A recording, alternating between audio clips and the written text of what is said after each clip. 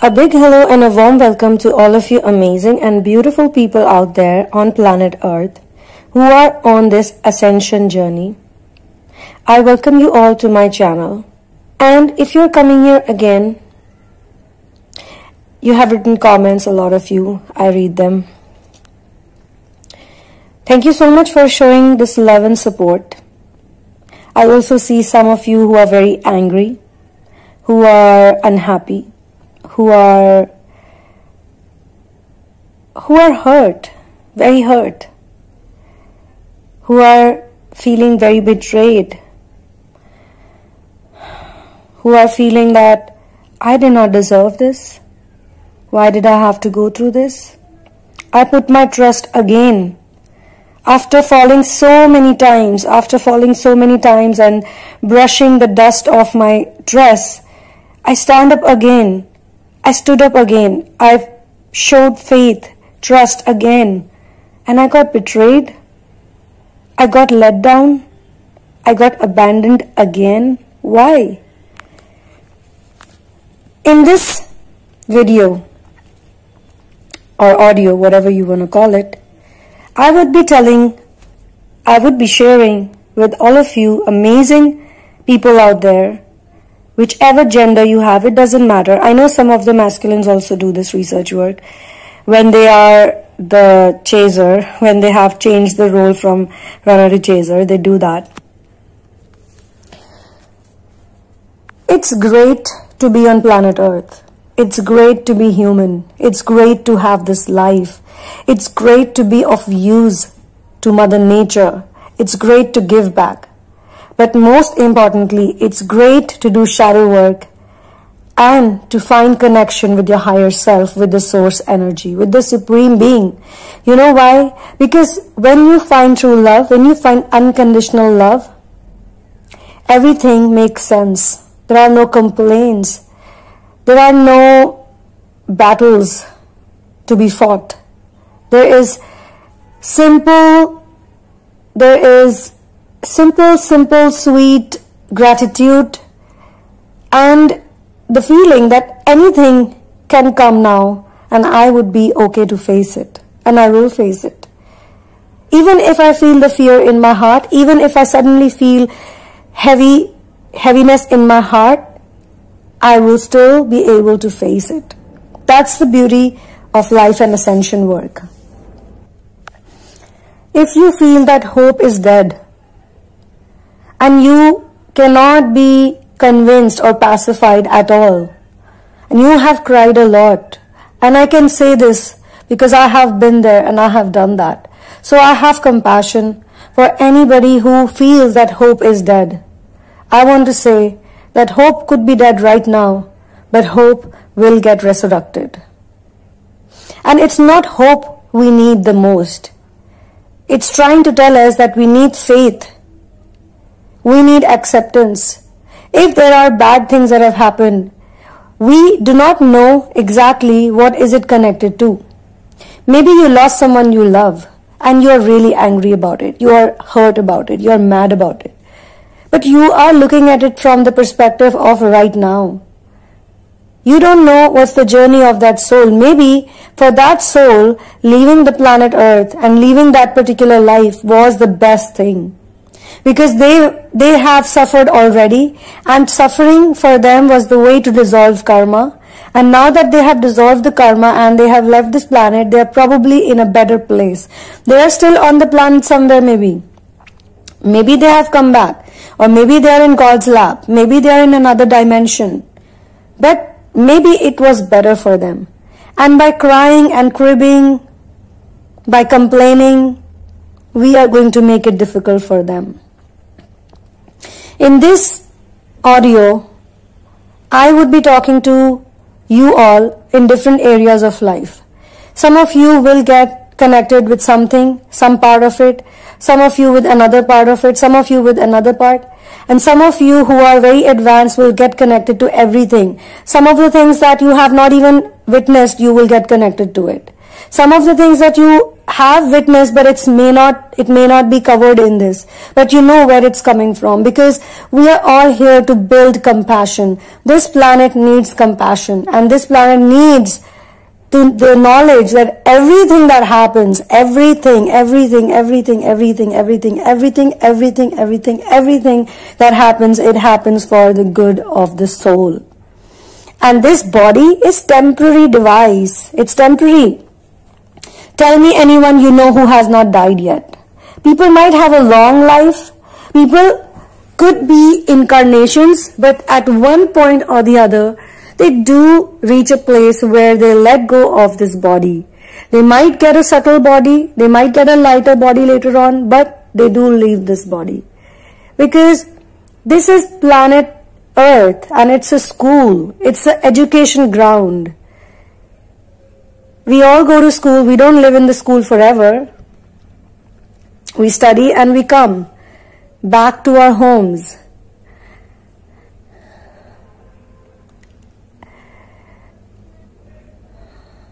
I will be telling you about various stages. I will be telling you various types of ascension journey. Some of you could be in a twin flame journey. Some of you could have witnessed a false twin journey.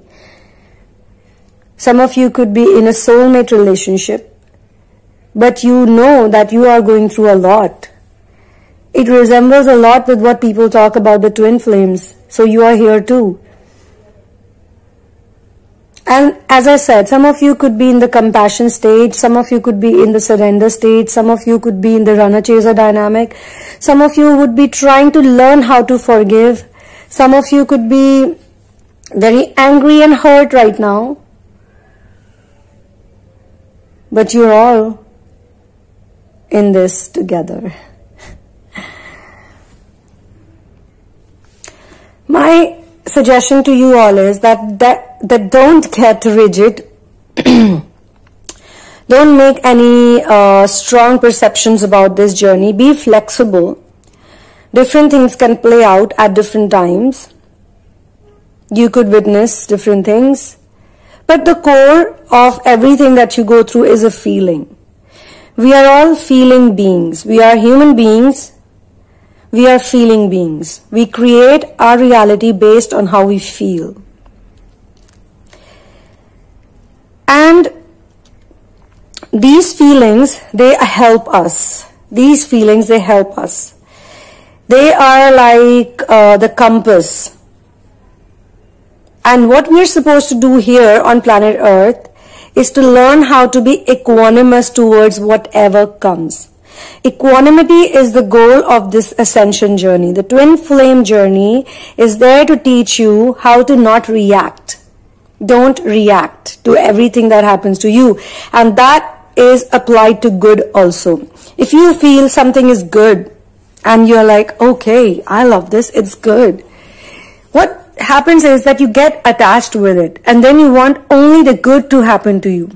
You want the dates, you want the flowers, you want the champagne, you want the intimacy, you want the shopping, you want the baking, foods with each other, or cooking with each other, traveling with each other, good times with family, everything good. Everything happy, hunky-dory, singing a song, whistling, blah, blah, blah. You know what I mean, right? You are all understanding people. All of you have those certain qualities which make you stand out, which make you connect with me here, which is why you're here, because you're looking for answers and you're researching.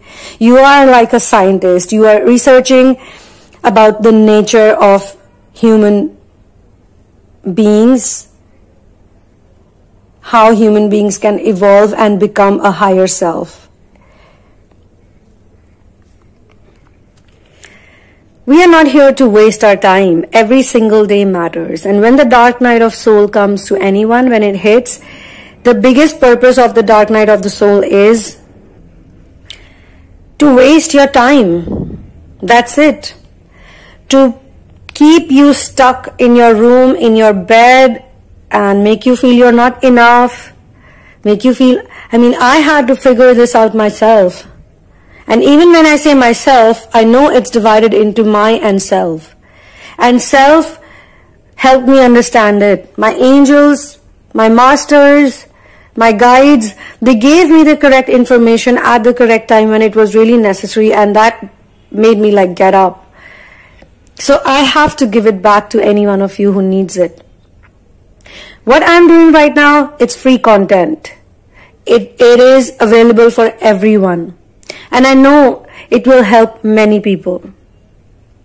But if anyone needs a personalized coaching session, a healing session, a mentoring session, if you need the guidance, you must take the guidance, you must take the therapies, you must take the healing sessions, you must take the tarot card sessions if it's needed. If you feel you don't need it, don't take it. You don't have to always go that route. But if you feel, if in your heart you know that you need it, or else you will get stuck, then go for it. I was always looking for someone genuine, and I know there was a lot of free content out there that helped me out. So it is my duty to give out this content to others who might need it. But when I found a genuine teacher, like where I knew that I have to take a class from this person, I have to take a session from this person, I did. And I'm not going to deny that I also met some fake ones, and that's how I could learn to differentiate between the fake coaches and the real coaches. But I will tell you one thing, that there has to be a certain discipline, there has to be a certain strictness and a certain amount of respect for what you're doing. You cannot take it lightly. You cannot be like, oh yeah, I'm taking a class, I'm taking a healing session, so it's completely the responsibility of the coach to fix my life. The coach can fix your life, of course, but you have to also be a part of that process. You can't completely depend on another person. And this dependency is what has caused you all the suffering in the twin flame journey. For the divine feminines, one of the biggest lessons in this journey is not to be dependent on anyone, even if it is your divine masculine. The only person you depend on is the source energy.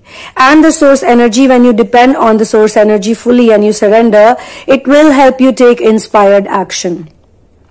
When you become a person who only and only takes inspired action, even when you walk on the street, even when you breathe, even when you sleep, even when you're doing nothing, literally you are doing a lot. You're doing everything. You exist. Your existence has a value. But this is not to make you feel superior. This is to make you remember that you are a nobody. You are a nobody. I am a nobody. I say that to myself. I'm a nobody. But God has chosen me, or the universe has chosen me, whichever lingo you want to use, it has chosen me to do certain work. So the credit goes to the universe, to God, to the Supreme Being, to the source, not to me. And we all need to remember this, because I keep watching a lot of stuff on television also. The fake people, the bad people, and those people who are destroying the planet, who are the negative entities on this planet, who survive by converting human beings into slaves, who survive by converting human beings into suffering machines, who survive on all these negative things they do to people, who survive on war, who survive on famines, who survive on pollution, death. These negative entities that are killing the planet day by day, they want to do that. These people also use the same language. You have to be very careful. They also use words like faith. They use words like hope. They use words like love. They use all of these words because it's a lingo. They have learned it. They use religious books. They use religious sentiments of people too. So being a twin, being on this ascension journey, you gotta be very smart. You have to learn all of this. The divine masculine, through the separation phase, also learns how to differentiate between fake love and true love. You are the person who is his true love, but he does not recognize it that easily, because you also don't recognize fake and real easily, and that's why he is your mirror. You both are each other's mirror, so stop blaming. You have to forgive them. If you don't forgive them, you will go on for another decade. You will go on for another 2 decades. Who's it gonna help?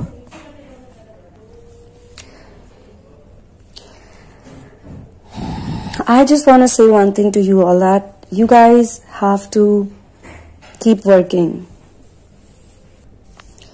You cannot lose hope. You cannot lose faith. You cannot let the dark night of the soul win.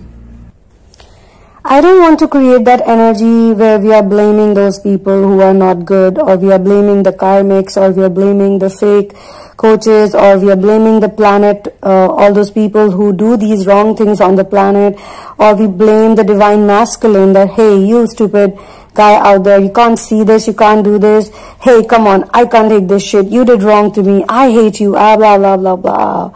This is going to create the energy of lack in you. When you go and stalk someone, you basically create the energy that they are not one with you. That's why you are needing to stalk them.